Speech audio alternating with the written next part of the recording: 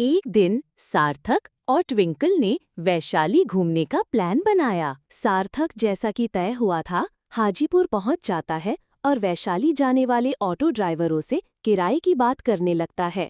एक ऑटो वाला 500 रुपए में जाने के लिए तैयार हो जाता है। सार्थक ट्विंकल को ऑटो के बारे में इन्फॉर्म कर देता है। कहाँ पहुंची तुम? पहुंच गई, बस स्टेशन से बाहर ही आ रही हूँ।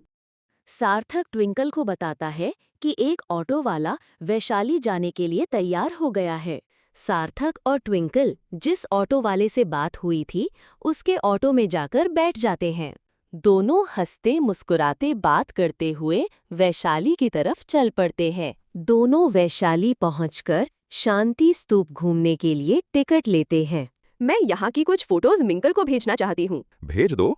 सार्थक और ट्विंकल हर्षित हुए और खुशी के साथ पूरा शांति स्तूप, म्यूजियम और शांति स्तूप घूमते हैं और फोटोज खिंचवाते हैं।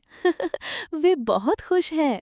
ये और मजे करते हुए फोटो खिंचवाने के दौरान वे एक दूसरे के साथ मस्ती में लगे रहते हैं और उनकी खुशी देखते ही बनती है।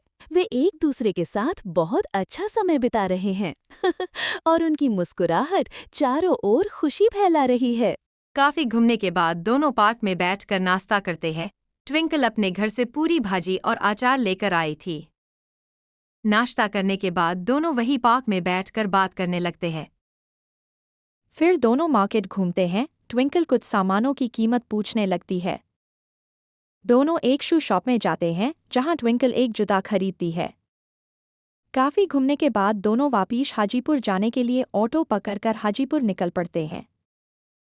हाजीपुर पहुंचकर सार्थक ट्विंकल को ट्रेन में बैठाने के लिए उसके साथ रेलवे प्लेटफॉर्म तक आता है। दोनों फिर से इमोशनल हो जाते हैं। सार्थक और ट्विंकल एक दूसरे को हाथ हिलाते हुए विदा करते हैं। क्या सार्थक और ट्विंकल की भेंट फिर से होगी? जाने के लिए देखे जज्बात के रंग। सार्थक और ट्विंकल की प्रेम कहानी।